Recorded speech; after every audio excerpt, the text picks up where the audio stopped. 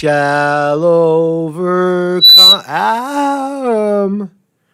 someday, someday, someday. What's up, everybody? Good morning. Marcus Conte reporting on our other channel.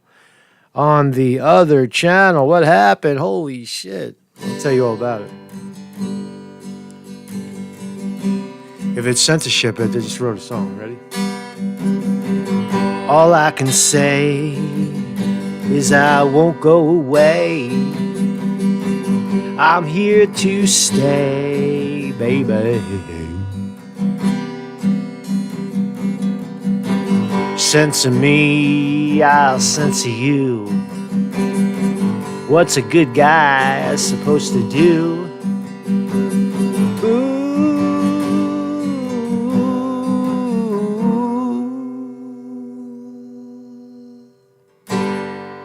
I'm here to stay.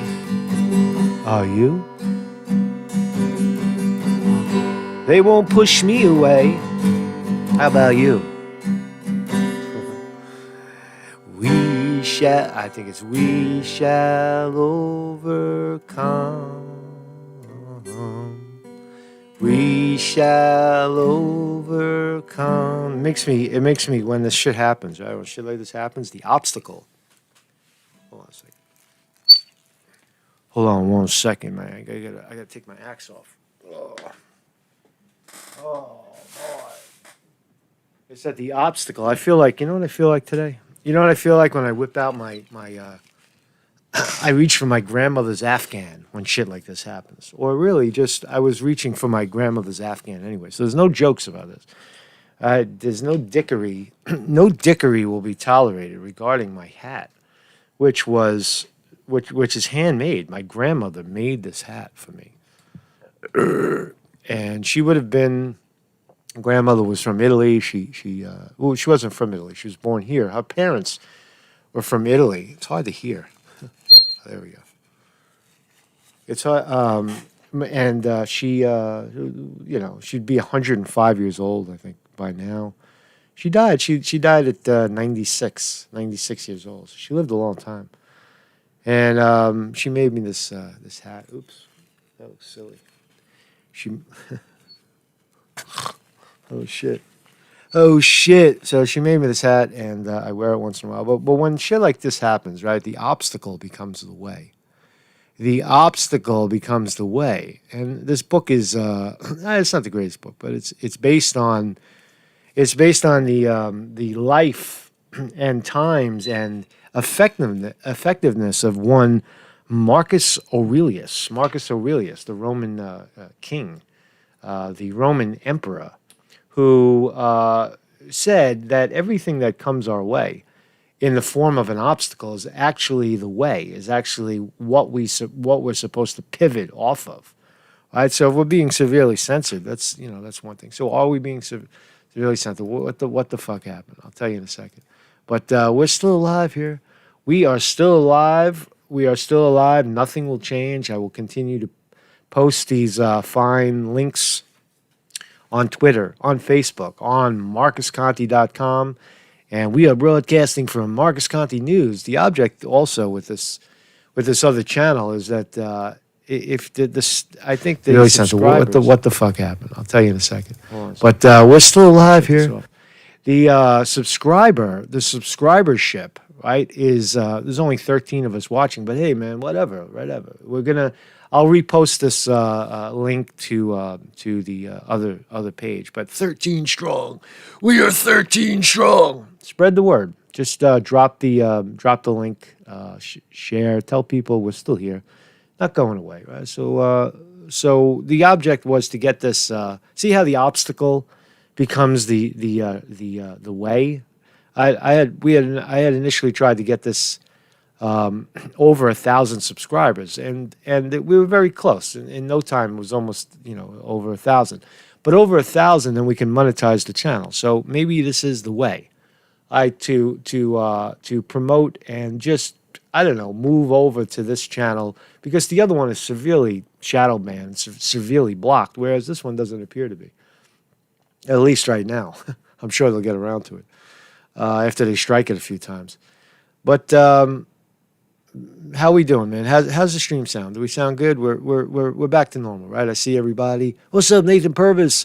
Quantum Epic. This is the core group. Me so hungry. Vinny DiMartini on the wrench. JB Quantum Epic. Andy Garcia. So Gun Knob.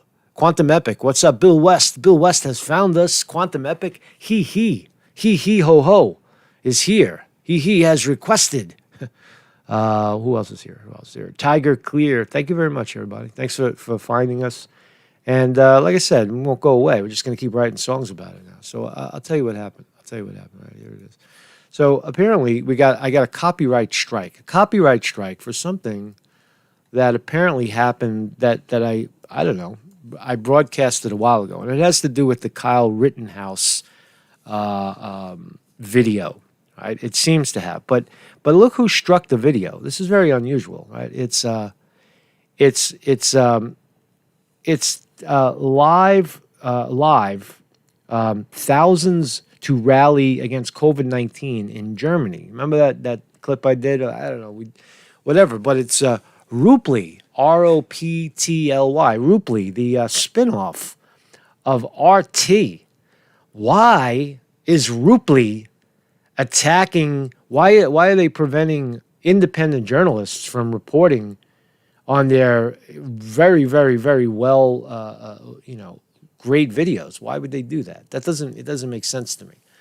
It doesn't make sense. So I petitioned to have them remove the strike. I don't care about the video. Knock the video down, whatever, or remove that little clip where we're talking about it, and we'll see. But that's how YouTube rolls. So you can get a bunch of jerk offs that'll follow you around, and then they'll report you to somebody, to the musicians that you use their music, or to the video creators that you took a little bite of their video, rather than, and that's just the nature of of YouTube, right? The bigger you get, the more people try to knock you off your game, and you can put your tail behind your behind your legs and walk away, or you could say, fuck you, I ain't going away, or write a song about it, right? Right, all I can say is I won't go away. I'm here to stay, baby. That's a result of the obstacle. So I don't really know what to make of it. Not showing, bro. Your wrench is not. Oh yeah. Oh, I'm sorry. I got to give you a wrench. Sorry, Vinny DiMartini. Do it, Vinny. Do it again. Put your name up. Vinny, I'm sorry. I didn't. It's a different channel, so I gotta remoderate you. So hit. Just put something up, Vinny. Let's see if the wrench appears. Get this. We'll straighten the shit out, man. We'll straighten the shit right out, man. Wrench.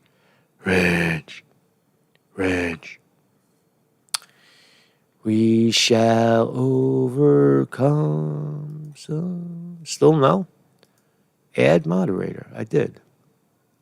Add moderator. Vinny DiMartini is now a moderator. All right. I added it. I don't know why.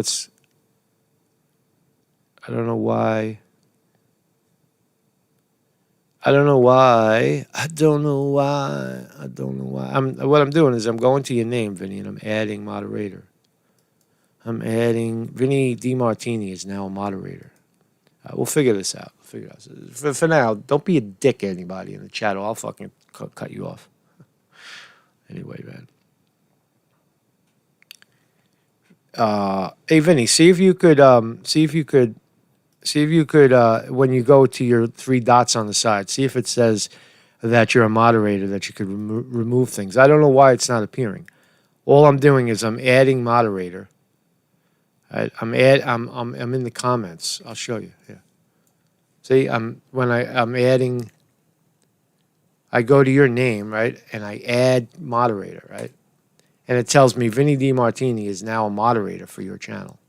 All right. Well, how come he doesn't appear to have a wrench when he posts? I don't know.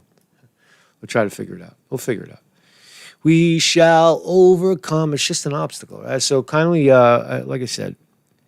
Oh yeah, maybe Vinny try to pop out and pop back in. I don't know. Turn it off and turn it back on. Turn what off and turn what back on? I don't know.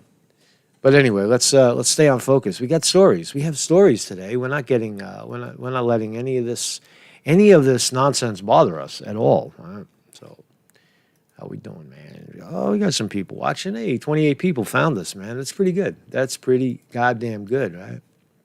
And I'll try to repost this video. Copyright strikes are straight bullshit. Yeah, they are. They are. It's just a way to agitate and aggravate. So let's jump right into these. Let's jump into these stories. Maybe I have to reset. I don't know. I don't know. It does take the wind out of your sail a little bit. It makes me wonder too. The way I think this is an important topic, right? This is censorship, right? So, if true, let's just analyze for a second. If it's true, right? If it's true that Rupley suddenly became disheveled over something that I used on their own, and nobody coached them to knock this channel down with a copyright strike, I would be very surprised if that were the case, right? And it seems like a workaround. I mean, I like to show video. I like to show articles, read articles, like a hodgepodge of what's going on, right? And I could do that. I could go away from that. I could do this frame right here where nobody could strike it, right? For that reason. They could strike me for things that I say, but it doesn't, I can go in this way, in this direction, like H.A. Goodman or the devil kid, the Satan, fucking Hexenhammer, right? Where they don't ever flash to video, which is another way, but I think that's kind of boring. You're just looking at the talking head, and I'm going to read the article to you, and you can't see the article. That's stupid, right? Or we can't watch a video together based on, fair use. So I don't know. Those are just things to think about. That they may. I always feel more comfortable. I feel so comfortable when I have my grandmother's hat on, and my grandmother's, my grandmother's Afghan. Right? It just makes me feel good. I don't know, man. So all right. So let's talk about it. Let's talk about it. Things are correct. Thank you, Bill West. Thank you, Bill West. It's all the yoga I do in the park. My instincts are in line. My instincts are balanced. I remain calm through all of this. I don't take any of it personal. I think that there is there's a consequence, a compromise when you tell the truth. That the world is not ready for that. The world, the human civilization is not set up for honesty. It's set up to make money. And when you're in that place of not motivated by money or not motivated by trying to be some arrogant fuck that tries to win over the popular opinion, although that often happens on its own. I just think that when you choose that path, when you choose that direction, this is what happens. This is what happens. You get hit from a million different angles. You get censored. There's no reason why my pages should have gotten stopped at 7,000 or 8,000 subscribers. It was moving up so quickly. Like every day I would look and it'd be another 200, 300 subscribers in the beginning. And then what happens is YouTube strikes it, then strikes it again, and then they put a throttle and prevent people from seeing it. So there's a billion people on YouTube, and maybe very few get to see this message. It makes me wonder how many other people are out there, how many other how many other worlds are there, right? We'll call YouTube the universe, and we're all separated. Our little worlds are separated by space, and YouTube does have the ability to bring it all together. It's just an algorithm. If the algorithms were fair, if the searches were fair, like Google used to be, Google was a fair search engine in the beginning. You would put something in, and you would find that the search engine would search the web and find it for you, and And that's just not the case anymore. Now it's who pays Google money to rise highest in the searches. That's censorship. That's clearly pay for play censorship. It tells what it tells you is that Google, YouTube, the same are not interested in opinion. They're not. They don't care if you're talking about. They don't care what you're talking about really, but well, they do care about what you're talking about, but they care about money. And you're talking about politics, and they have news outlets that want to get in front of you, and they cater to those news outlets. That's the way it works. It's sad, and what is the protest? The protest is to just ignore and build outside of YouTube until something better comes along, until there's a better platform, a more fair, a more patronized platform. It can't just be a platform sitting out in the middle of nowhere. People have to know it's there, or it's worthless. It doesn't. You know what I mean? It's got to get popular. So anyway, let's just talk about this quick update on the teen accused of Tessa Mage's murder. Remember Tessa Mage's? She was the chick that bought some weed out in the park here in New York City, and she got bam-basted by a bunch of black youth super predators, a bunch of kids, right? They beat the shit out of her. So, and killed her. They stabbed her in the chest, right? Fine-looking girl, too, right? She's like 19 years old. She was so fucking stupid. So here's, hold on a second. There's a little music. So 15-year-old charged with stabbing Bernard student Tessa Mages was caught on wiretap confessing to his jailed dad. Now, we could have a twinge of sympathy for the young man whose father is in jail, who has no guidance, but really, fuck that shit. Right? Fuck that shit. You're an animal, and you have to be placed in a cage so that you don't hurt anybody. And he hurt this girl, he killed her. She's dead. She's dead. Sources told the Post Rashawn Weaver allegedly spilled his guts to his father, Clifford Weaver, on the phone while he was talking to him or in jail. The conversation was picked up on recorded prison phone line at the Mohawk Correctional Facility where the elder wielder is being held, court papers say. The defendant stated in substance that he was in the park and tried to take the girl's phone. Phone was hanging on. She was hanging onto a phone, and I hit her with a knife. Weaver, who is being tried as an adult, is also facing charges of another alleged robbery that took place right before Majors' death. The 15-year-old charged with fatally stabbing Bernard student, which is Columbia University, student Tessa Majors during a park mugging, was caught on a videotape confessing to his jailed dad, sources told the Post Tuesday. We didn't know that. We didn't know that for sure. As it emerged that the youngster has been indicted in yet another vicious robbery. They just keep letting these kids out, right? It's 15 years old. He's being charged. He's being tried as an adult, which I don't know. He's not an adult. He's a child. He's 15 years old. Why is the young girl, the 15-year-old girl on Epstein's Lolita Express, a child, and the black kid whose father's in jail who stabs the white girl for $5? Why is he not a child?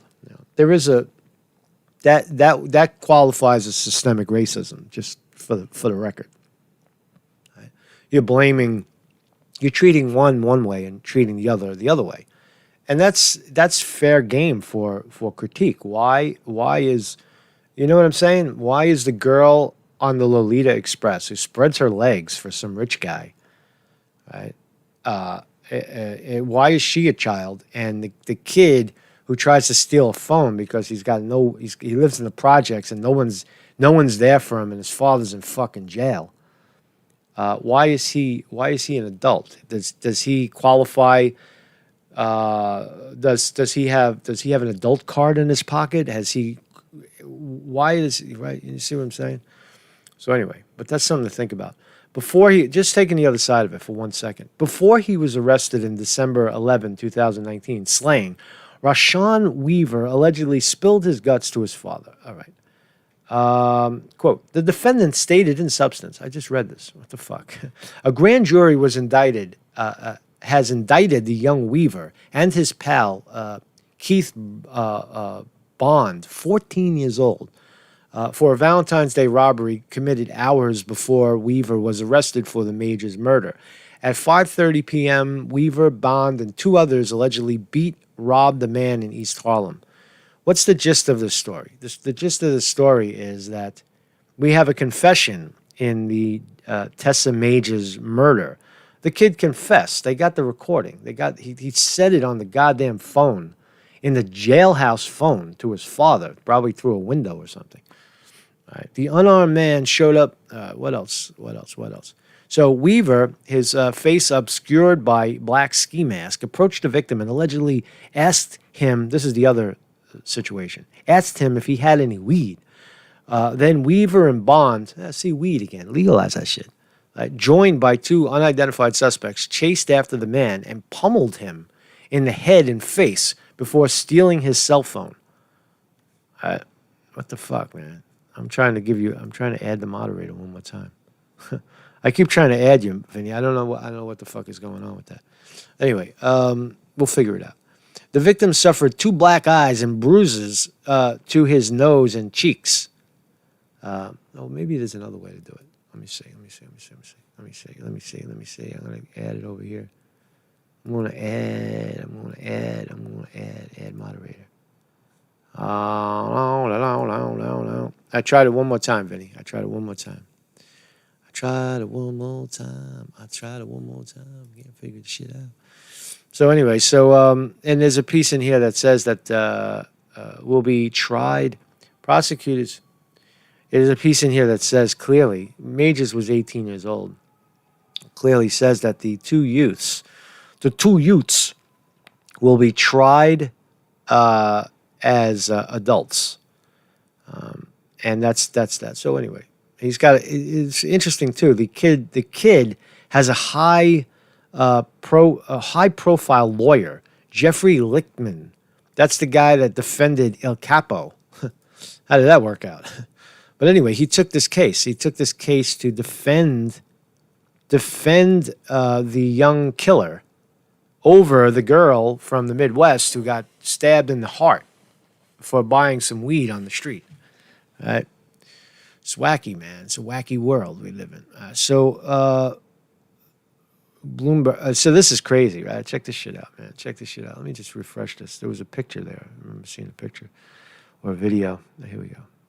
Here we go. Here we go. Here we go. Together we rise. Together we rise.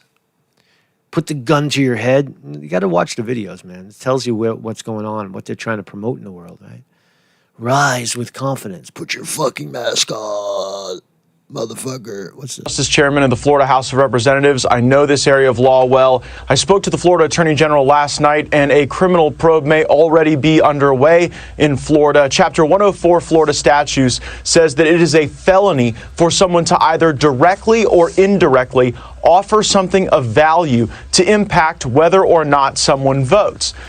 So this is not about Biden yet. This is not about Biden's son. This is about Michael Bloomberg, the billionaire. Michael Bloomberg, the billionaire, is facing a criminal probe for allegedly he's dumping. He said he's going to dump $100 million into swinging Florida Democrat, the swing state of Florida. He's going to put $100 million on the line to take Florida away from Trump. And one of the ideas is to pay off the fines of released felons, ex-felons, people that were felons and that are out of jail and are eligible to vote, but they can't vote until they pay up their fines and or restitution for harm done. So Bloomberg says, I'll pay the fine. I got 50 billion. So he picked, apparently he targeted as many as 32,000 ex-felons to pay off their fines. Now, that in itself is a good thing, right? That's a noble cause, right? To, poor people, giving people a start. I like the idea of that, but He's doing it for political reasons, right? And that apparently in Florida is illegal. Ooh, I didn't know. That's what they'll say. I didn't know what. Oh yes, I didn't know that. We didn't know that, and we did it indirectly anyway. So there can't be any possible criminal stuff. So let's finish listening to the video. So in this case, you have the question of whether or not paying someone's restitution and court costs constitutes something of value. And of course, this is a financial show. We know when you extinguish a liability, when you improve your balance sheet, when you improve your net worth, that is, of course, something of value. Then the next step is to determine whether or not this is intended to impact whether or not someone votes. We have a confession document, the memo that the Bloomberg team used to go and get other people to contribute to this effort literally says we are doing this to impact whether or not these people vote. And it's not for any felon. It's not for any circumstance. They're specifically targeting African Americans because they believe in Florida, African Americans will vote 90 to 95% for Joe Biden. So this isn't an exercise in democracy. This is cherry picking votes, offering something of value for them. And I believe the Florida Attorney General has jurisdiction and is currently evaluating options for a criminal investigation. One final point, we also have a RICO statute in Florida so that this web of Bloomberg-associated entities could all be brought under the same criminal prosecution. Wow. Now you could say a couple of things about a fraud? Sure sounds like it. say Nicole a couple of things Maliotakis about claimed credit for helping with COVID relief. Now we know her image was photoshopped. She wasn't even there. Maliotakis criticizes Bill de Blasio. Turns out, as a corporate lobbyist, she helped finance his rise to power. She says she'll protect your health care, but she voted to cut $400 million from hospitals during the pandemic. No matter what she says, Nicole Maliotakis is a fraud. House Majority PAC is responsible for the content of this ad. So that's an ad. That's an ad attacking a Republican person running for Senate, running against Max Rose in my district. Right? She's running against Max Rose. So there's a smear. That's the smear campaign. But so what I wanted to say about this is that there's a lot of things going on in this. The Republicans are attacking Bloomberg for doing something good. In my view, he's doing something good. He has a motive. He has a motive. His motive is to get those ex-felons to vote for his guy, which is Biden. Now, if someone paid off all your fines, would it be too much to ask if you walked in and voted for my guy? No, it's not at all. But is it illegal? Is it illegal? Because that would call into question a lot of different law. I think the Republicans are. You could also say that the Republicans are engaging in voter suppression, or right? You could say that. You could make an argument that they're trying to suppress the vote, where Bloomberg is actually trying to advance the vote, to expand the voter base. So I don't know. I think that I don't know. So that was him on the Hannity show. Let's read a little bit. Matt Gaetz warned billionaire Michael Bloomberg that he may be facing a criminal probe for paying the outstanding fines and fees of 3,200 convicted felons in Florida, so they could regain their right to vote ahead of the November election. It sounds fair to me. Speaking to Fox News Hannity Tuesday evening, Gaetz said he had spoken to Florida Attorney General Ashley Moody prior to his appearance on the show about Bloomberg's voter effort in the Sunshine State. On Tuesday, it was reported that the former New York City mayor had raised $16 million for and donated $5 million to the Florida Rights Restoration Coalition. That's a tough one right there, because that's a billionaire giving money to a good cause. Right? He could pick? He's not doing it directly. He's not paying people for their vote directly. He's paying a nonprofit. You see how that shit works? He's paying a nonprofit to giving them a lot of money to do what they do, what the nonprofit is set up to do. So is Bloomberg legally Is Bloomberg going to get fucking prosecuted criminally? Absolutely not. And what does it say about the Democrats trying to shut him down? You know, I don't know. I think it says a lot, right? It says a lot that, so anyway, Bloomberg's push would benefit ex-cons as part of a 2018 state constitutional amendment allowing felons who have served their time to regain their right to vote. Now, what's wrong with that? What's wrong with someone who served their time? The crime, right? What are they, guilty for the rest of their lives? No, it shouldn't be the case. Right? Even in heinous crimes, let the law play out. Let the criminal justice system play out. If someone does a heinous crime, felony, and then serves their time or does what the court asks them to do, and they're then free of that court obligation, then they should be free they should have their lives back, right? I believe that. I don't think someone is terminally guilty forever. That's fucked up, right? Why don't you just leave them in jail if they're such a risk? They can't vote. Stupid.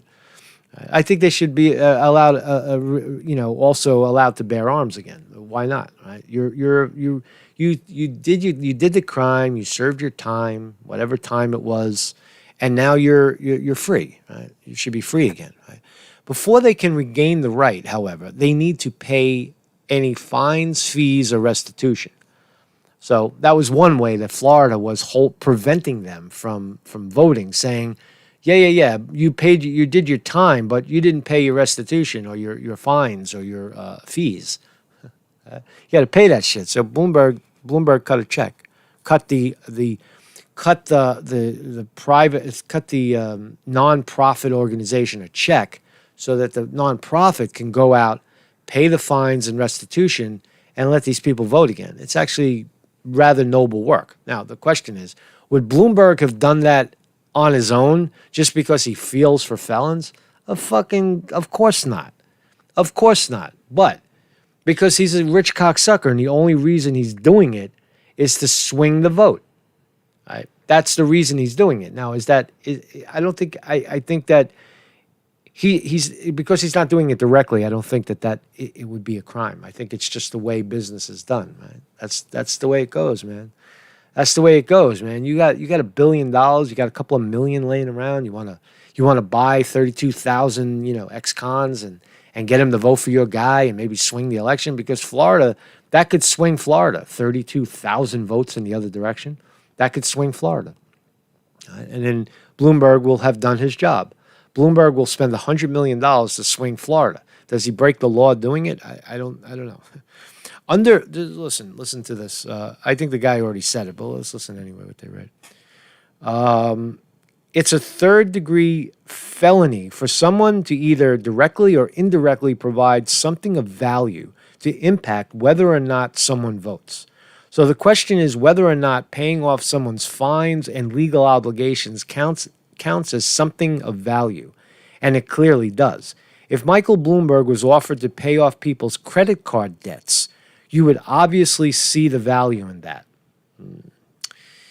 But he's not offering. He's offering an organization that is already established to do that. It's very, very gray, but it's a great play by the Republicans. When you improve someone's net worth by eliminating their financial liabilities, that's something of value. Normally, it would be very difficult to prove that was directly linked to impacting whether or not someone was going to vote. Right? You can't, and that's true too. You can't prove that the person voted for your guy because that would be illegal.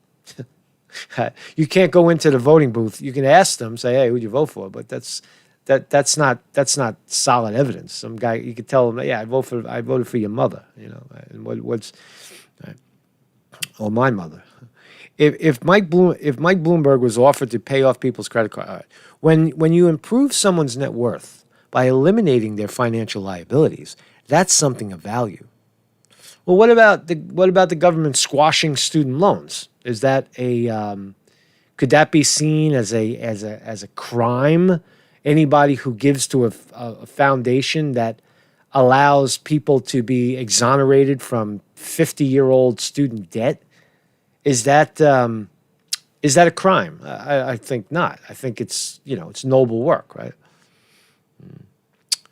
When when you improve someone's net worth by eliminating their financial liabilities, that's something of value.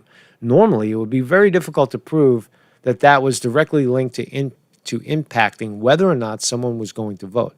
But they literally wrote their own admission, said the Florida Republican. This guy looks like a charlatan. I don't know why. There's something very charlatanesque about this guy. Look at this guy. What the fuck, man? What's this guy? Oh, fucking, I talk like this. Look at his face, man. Hey, fucking, get him, man. Get that fucking guy, man. Fucking Bloomberg. I'll say anything, man. I'll say anything. Just give me the money. How much they paying this guy to say this? How much they paying this guy to go after the other guy that's paying the other guy? Probably a lot of money, right? So anyway, and here's it says, candidate announced Bloomberg delivered to help, in addition to millions that Bloomberg delivered to helping felons regain their right to vote. The one-time presidential candidate announced a $100 million push for Democratic presidential nominee Joe Biden in the state earlier this month. Now, I don't know if that's precedent. Is there precedence for that? Someone dumping $100 million into a single state, just Florida. Just Florida. Right? I wonder if he put another $100 million into Michigan, Ohio, another $100 million. Why stop at $100 million? Why not go for Michigan, Ohio, fucking Pennsylvania, right? Virginia? Did I say Virginia? Ohio, Wisconsin, right? All the swing states, the Rust Belt swing states. Why not go for that? Or Nevada, huh? Why stop there, right? Why not shoot your whole load? You got $50 billion. Just peel off $1 billion and do it. Do it, Bloomberg, right? Can a billionaire buy an election? Of course they can. They bought all your senators. They bought all your congresspeople. Those people are all bought and paid for. What do you think a senator gets $30 million to run for Senate?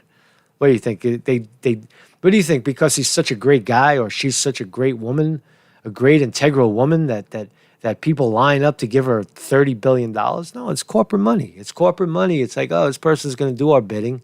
Let's sponsor them, and when they get elected, we get our favor back.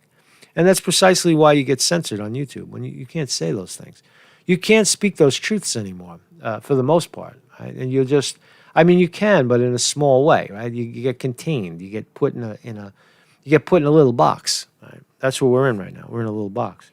And the object is to break out of the box. The object is to bring the message, this sort of message. I mean, it's being said in pieces, but we got to just the point of this channel for me has always been just to continue to get the truth out to people so that they hear it. So that's that story. What else? So Bill fucking Clinton. Oh, there's Vinny DiMartini with a wrench. Yo, it works now. All right. I see the wrench. I see the blue wrench. What'd you do, Vinny? What'd you do different? You probably had to shut the page and reopen it maybe. I don't know. But anyway, there you go. So Bill Clinton reportedly met secretly with Ghislaine Maxwell for intimate dinner. Ooh, fucking Bill Clinton. Bill fucking Clinton. Bill, see, we always knew that Bill Clinton was an evil fuck, right? Oh, also, kindly subscribe to this channel. Hit the subscribe button if you haven't done that already. We got 30 people watching. Let's see if we can knock it up 30 subscribers. The object is to get the subscribership. You see this number down here, 931. We want to get it over. Hold on a second. There's a phone ringing.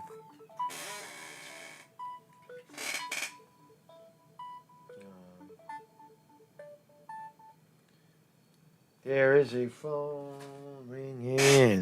ringing, my brother. So we want to get this subscribership of 931. The object is to get that over 1,000. Let me refresh my shit right here and see if we went up a little bit in this show. Hey, listen, that's what we're doing over here, right? We're assessing. We are assessing. All right, 939. All right, so a couple of people are hitting the subscribe button. Let's get that over 1,000. Tell your friends, tell everybody else, so that we could move this side of the channel. Maybe that's what we're supposed to do. We're supposed to move over to the to this channel so that we could I don't know, monetize the channel, or at least have a second home. It's like this is like the vacation home. We're in the vacation home right now. Bill Clinton reportedly met secretly with Ghislaine Maxwell for intimate dinner. Let's find out what happened. Right? Oh, Bill Clinton. See, there's a lot that we don't know about that. Get out of here. Bill Clinton secretly met socialite. This is new. This is new information. New news. Bill Clinton, who will never go to jail because he was an ex-president, says Conte, secretly met, neither will his wife, Hillary Clinton, who's the former first lady, secretly met socialite, and that's just the truth, secretly met socialite turned accused sex trafficker Ghislaine Maxwell for an intimate dinner in 2014, well after allegations that she and perv pal Jeffrey Epstein had abused at least one teen, a report said Tuesday. Well, yeah, because Jeffrey Epstein confessed to a earlier sexual abuse charge to a teen earlier. So that would mean that Bill Clinton met socialite Ghislaine Maxwell for a dinner in 2014. But what does Ghislaine Maxwell have to do with Jeffrey Epstein directly? Really nothing. If no one, again, you got to defend. You got to be truthful. How could you accuse Bill Clinton of having an intimate dinner with someone that is not convicted of anything? Is just knows somebody else? You can't do that. That's guilt by association. I'm not gonna eat with you because you eat with him. I don't really buy that kind of logic, right? You know, that's fucked up. A former president. So let's just see if there's any validity to the argument. The former president joined Maxwell, who is now cooling her heels in a Brooklyn jail cell on charges involving alleged sexual abuse of young women, and a small group of friends for the meal in Los Angeles after a celebrity gala. Oh, come on, man. That's what they do. A celebrity gala. Galas, that's where fucking people, I've said this over and over again. I was a captain in food service. I've led, I was a catering guy, right? And I was first a slave, and then I advanced to captain, and I would sit to the right of the owners of the company and to the clients. Sometimes it was almost always, because that's the only people that do these things. Very, very, very wealthy, influential people. And they are galas. They are celebrity bashes. Everybody with money is there. Bill Clinton's been to 100 of these things. I've been to probably 400 as a slave or as a worker, observing. And everybody's there. All the rich people, all the rich know each other, and all the famous know each other. And when they do these galas, you've got the rich and the famous. And as I said before, the rich are the most important people in the room. So if Bill Clinton, let's go back. If Bill Clinton met with a small group of friends in Los Angeles after a celebrity gala, that's not saying much. That's just saying, hey, Bill, you want to come out for a couple of drinks? And whoever's there. It's as reaching as the Republicans saying, you see what kind of silly season? These are all silly articles today. We're going to talk about Biden's kid. What's his name? I forgot his fucking name. Bo Biden, is that his name? Bo Biden? I forgot his fucking name. Hunter, excuse me. Bo. Hunter Biden. It's almost as silly. Three in a row, right? Bloomberg trying to be jailed for giving money to a nonprofit. Bill Clinton sitting down doing what Bill Clinton does, right? Schmoozes rich people. And now he's accused of being too close to someone who was very close to a pedophile. And before it was really known to what degree there was pedophilia going on, right? And now, and Hunter Biden, who we're going to find out, to what degree was Hunter Biden? To what degree were the bosses, Obama, aware of what Hunter Biden was doing when his father was in Ukraine, when his father was in charge of Ukraine policy? Now, that is a clear conflict of interest, but we'll see. There's a new probe, and there's new evidence, and we'll look at that. But is Bill Clinton? What about Bill Clinton? Did we learn anything new about? This is a good pedal, by the way. So, what are they trying to sell me? Oh, the micropog. Oh, this is great too. The Dream, the Rainbow. These are guitar pedals that they're trying to sell me. This is a great pedal right here. Not that one. This one. I have that pedal. I've got the. That's the Mel 9, but this one right here. This is. Well, it's not letting me show you. It's not letting me. Come on. Where's my ad, man? I'm trying to buy something here. They fucking took it away from me. They want me to invest. Another source added that the Clinton camp was relieved news of Maxwell at the dinner didn't get out at the time. So Clinton is happy that no one knew about this beforehand. What else? Police began investigating Epstein in 2005 when a 14-year-old girl said she gave him a massage for money. So I don't think there's anything to bite into here. I think that, Bill Clinton, the rich ex-president socialite who gets paid to be at places, is out there doing his thing. I'll talk to anybody. Just pay me. Hi, I'm Bill Clinton. Just pay me. I'll come to your gala.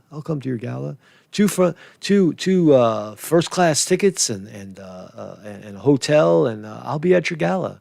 I'll be there and $100,000. Right? That's what Bill Clinton does. That's Bill Clinton's business. So if he's out there schmoozing socialites like Ghislaine Maxwell in a group, remember who her father is. Her father is a very influential British dude, right, with a billionaire British guy, right? So I'll leave it there. I'll say that it's no big deal, but it's interesting to talk about. So I would say that this is probably the most important article that I say, right? That of today. That I say. I'm fried a little bit. It was hard to get this together because I had to move a lot of shit around just to get the stream up. But we're up, right? What do we care? What do we care? As long as we're speaking truth and some people can find us, right? What everything that's truthful now is going underground. You know that? Gatherings, people that gather and talk. We have to go underground. We're being divided and sent underground. It's already happening with face-to-face, people face-to-face. You can't gather. You can't breathe on each other. You can't talk to each other. No singing. Or you're going to spread the virus. So is that true? Of course not. But we're not allowed to say that because the oh-so-powerful CDC and Fauci, that's a good one. I gotta write that down. CDC and Fauci. That kind of rhymes, right? So I can add that in there. All I can say is I won't go away. I'm here to stay, baby. CDC and Fauci can kiss my ass. I need the guitar to write a song. Anyway, this is a spectacular, amazing, so evidence-based that you can't even believe what you're about to read. COVID-19. Does Sweden have herd immunity? Now, they didn't do any of the precautions. Listen to some of this. Right? Listen to some of this shit. At the beginning of August, I wrote an article. Who cares about what you did? Right? For those who are unaware, Sweden never went into full lockdown. Right? My experience working as an emergency physician. So he's a physician. This is a physician. This is a doctor saying it, just for the record. Instead, the country imposed a partial lockdown that was mostly entirely voluntary. People with office jobs were recommended to work from home, and people in general were recommended to avoid public transport unless necessary. Those over 70 years old who had serious underlying conditions were recommended to limit social contact. So no lockdowns, all voluntary. This is the only one. The only forcible restriction imposed by the government from the start was a requirement that people not gather in groups of more than 50 people at a time. All right. After it became clear that COVID was above all above all, dangerous to people in nursing homes, an additional restriction was placed on nursing home visits. At no time has there been any requirement on people to wear face masks in public. Restaurants, cafes, hairdressers, and shops have stayed open throughout the pandemic. Preschools and schools for children up to the age of 16 have stayed open, while schools for children 16 to 19 switched to distance learning.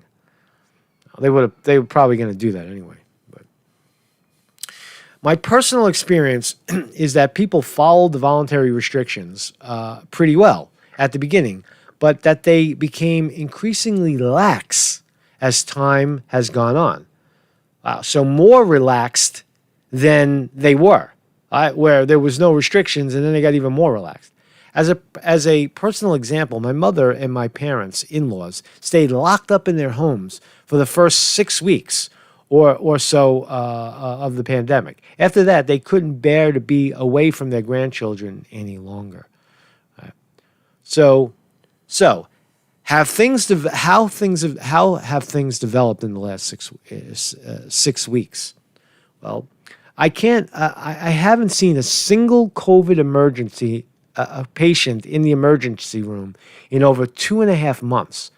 People have continued to become even more relaxed in their behavior, which is noticeable in increasing volumes in the emergency room. At the peak of the pandemic in April, I was seeing about half of as many patients per shift as usual, probably because lots of people were afraid to go to the ER for fear of catching COVID.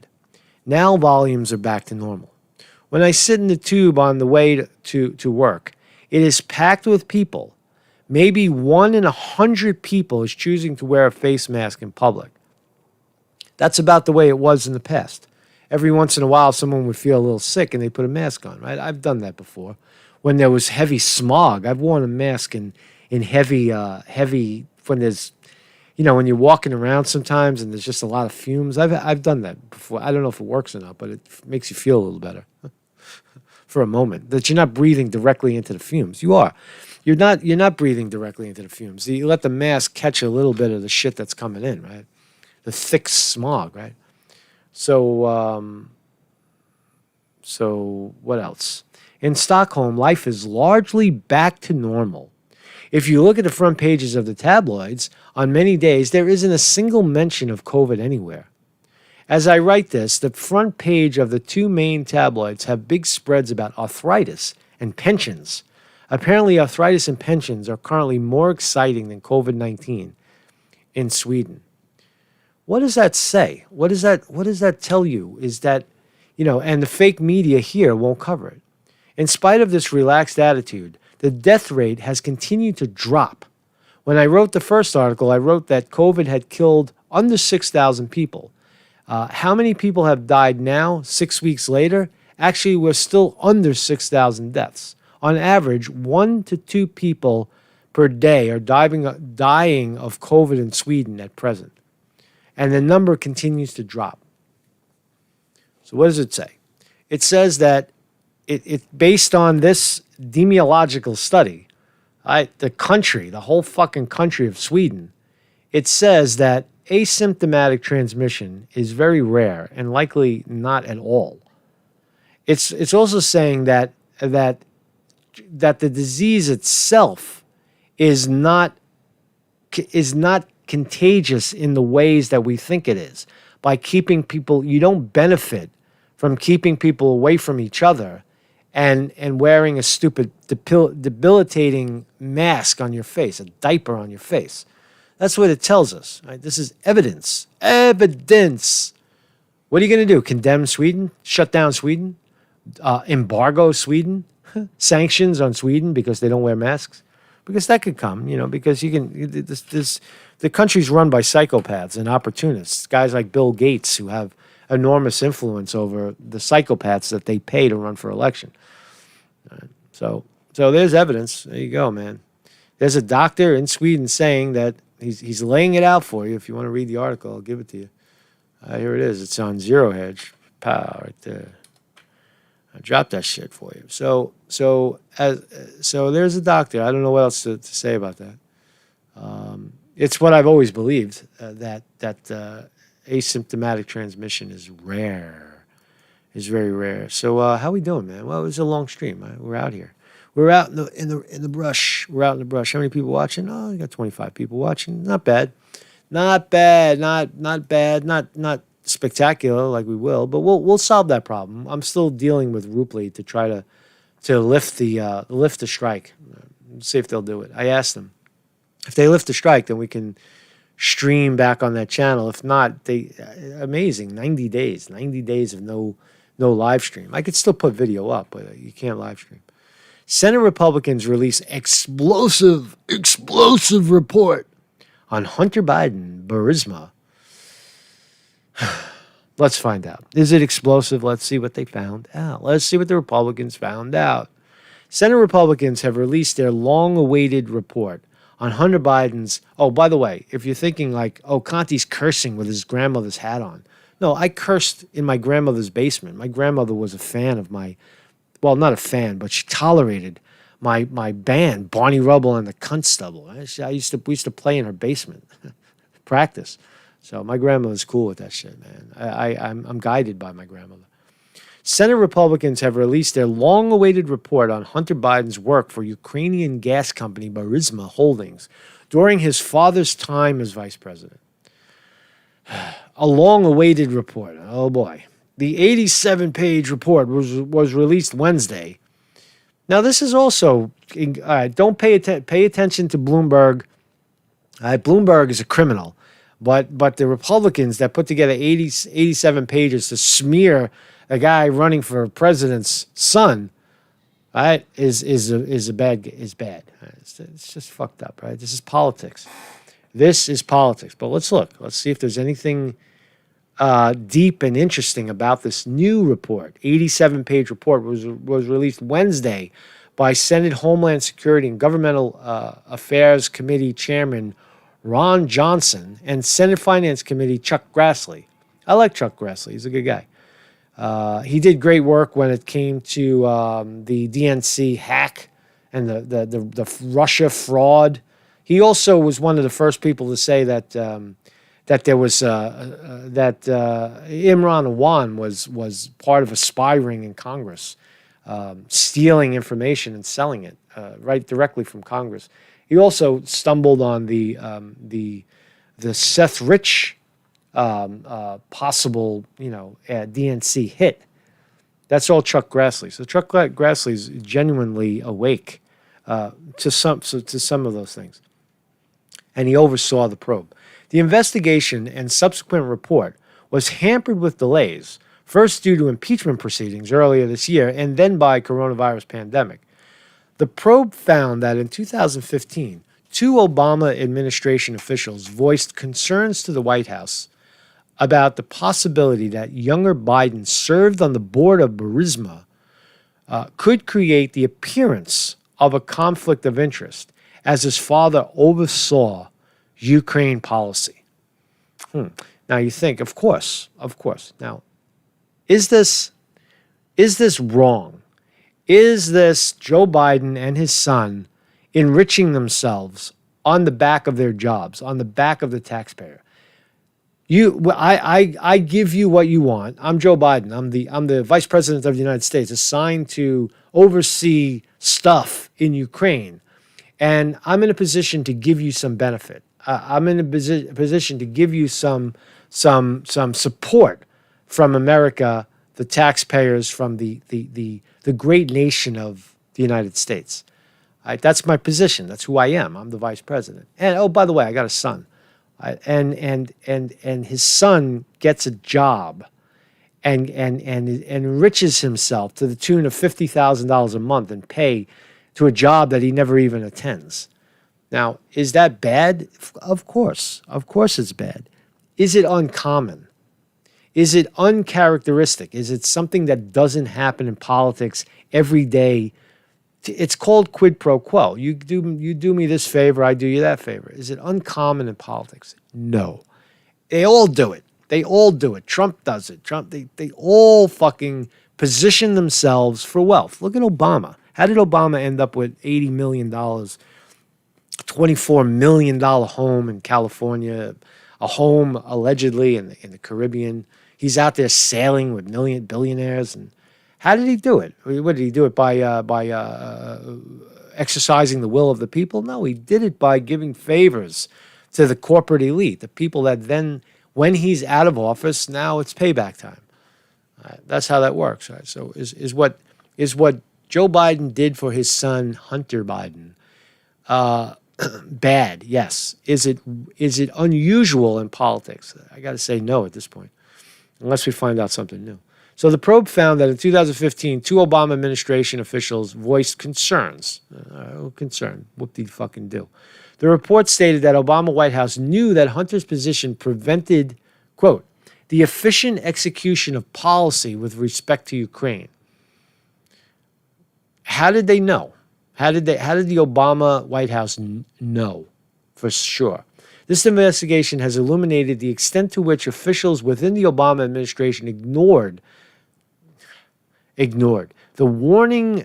glaring warning signs when the vice president's son joined the board of the company owned by a corrupt Ukraine oligarch. All oligarchs are corrupt. That's the nature of oligarchy. Even the phrasing is fucked up.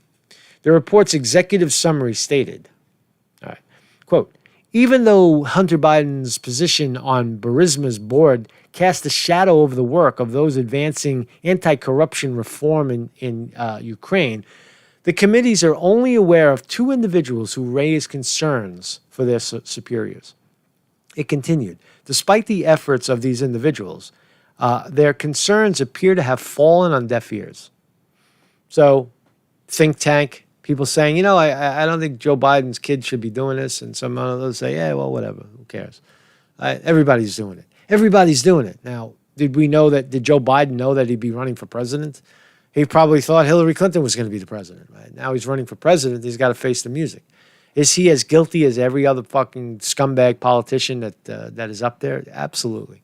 Absolutely. He's no different. Right? Is he going to be the president of the United States? No. Is this an effective campaign to smear Biden? I think it is. I don't think people will look at they'll lean on this as an excuse to not vote for Biden. See, he's corrupt. But they're all corrupt. They're all corrupt. The Senate report alleges that they're corrupted by the money.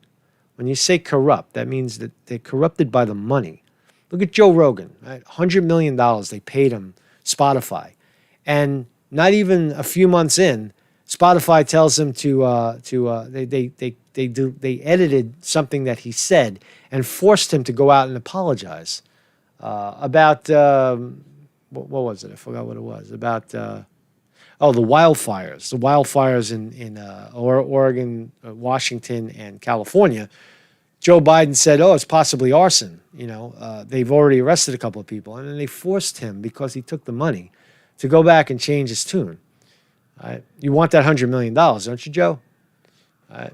Same thing with the kid. Same thing with Joe Biden. We'll give you the same thing with Ukraine. You want that money, Ukraine, right? Well, do my son a favor. Right? Hook us up. Hook a brother up. Right?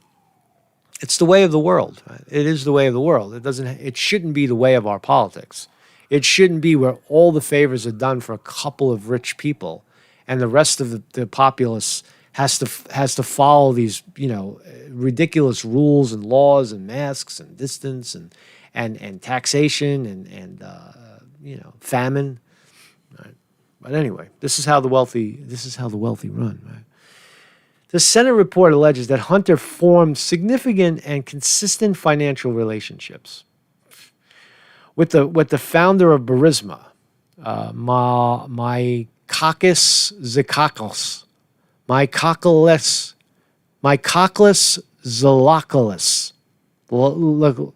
Zalowski, excuse me.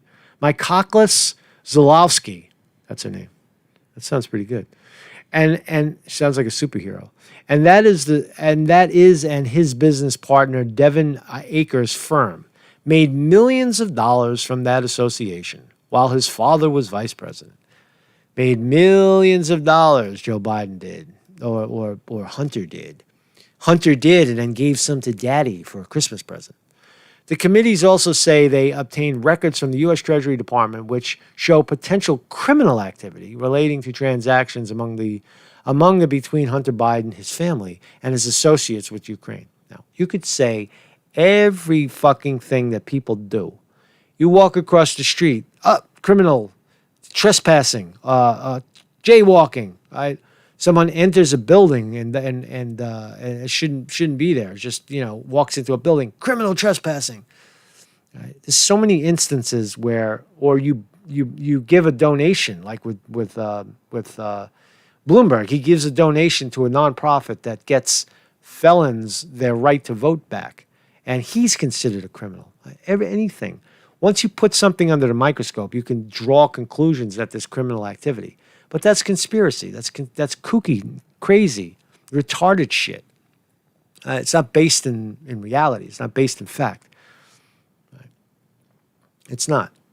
It's just it's a silly season, right? So the report adds the records. What I'm trying to say is we need to get back to politics should be honest as well, right?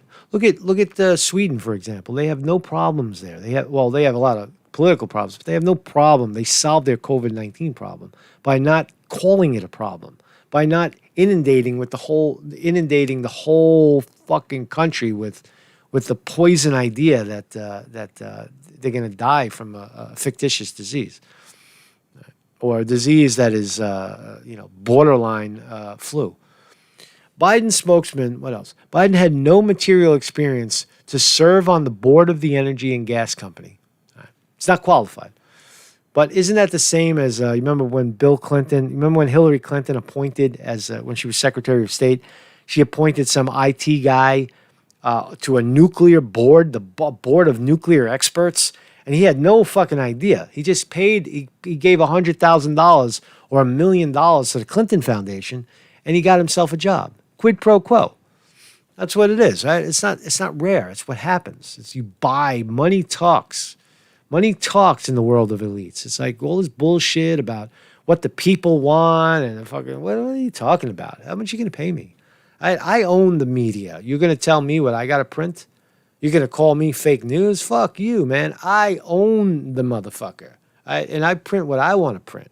I print what's going on for my benefit, says Jeff Bezos and the Washington Post and CNN and MSNBC and Fox. You're going to tell me I got the money, man. Fuck you. Fuck you. You get the news that I tell you to. And if you don't like it, we'll go after guys like Conte who tell the truth, and we'll shut them down. So all you hear is us. All you hear is my voice.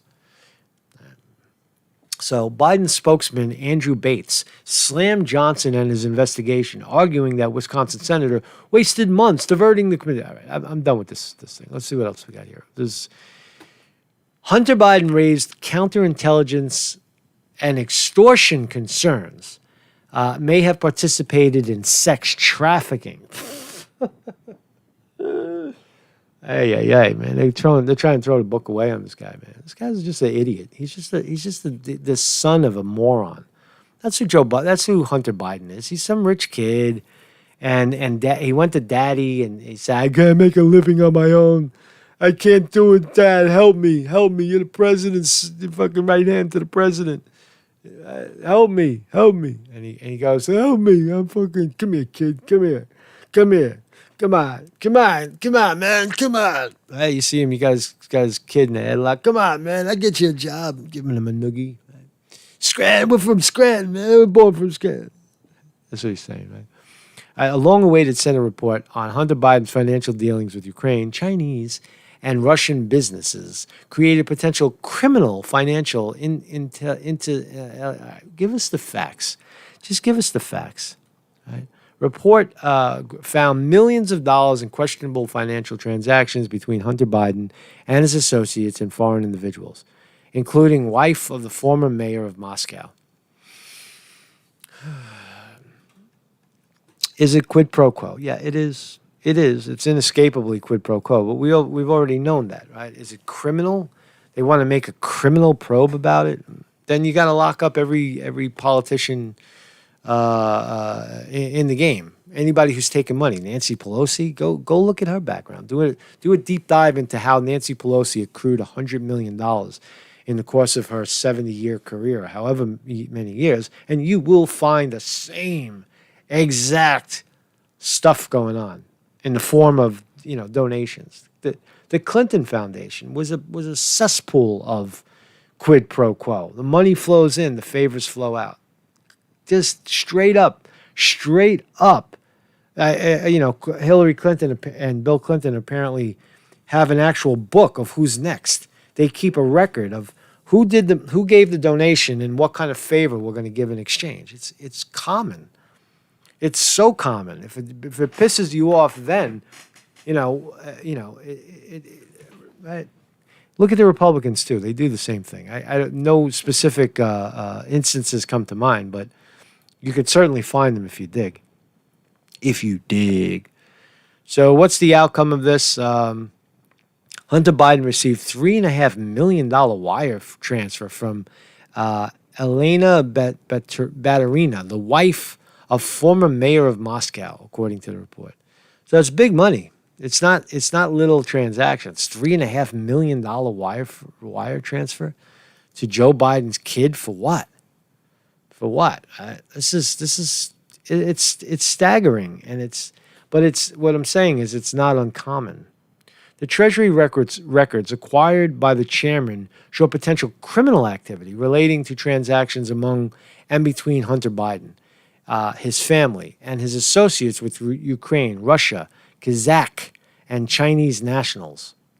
Reads the 87-page report. Other transactions involving Biden-controlled firms were flagged for potential criminal financial activity, including wire transfers to Hunter's uncle, James Biden. So they're passing the shit around. They're spreading the money around. According to Republicans, extensive connections to the Chinese government. All governments are connected. We're connected to Russia as Russia's connected to China, as China's connected to, fucking Japan. Japan connected to Yugoslavia, former Venezuela. We're all connected. We're connected physically to Canada. All nations are connected. The language. Try to get past. What I try to do is I try to get past the spin. So thank you very much, Mark Conte reporting. So we did good today, right? We did pretty good today. We overcame our obstacles. We got low viewership. Nobody knows we're here yet, but we're gonna change that, and we'll let people know. Hopefully, I could get the thing back running on the other channel. But for now, hit the subscribe button, and I swear on my grandmother's Afghan and my grandmother's hat that I will do everything in my power to stay truthful. So help me God. I will do everything in my power to stay truthful.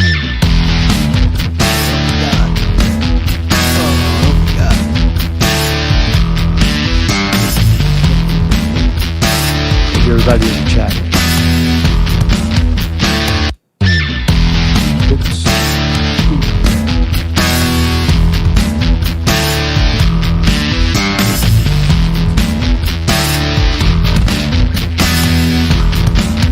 Peace, everybody.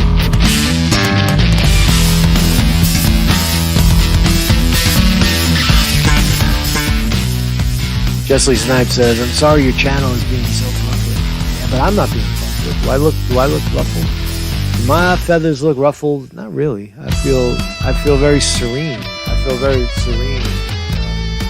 And resolved to continue this venture.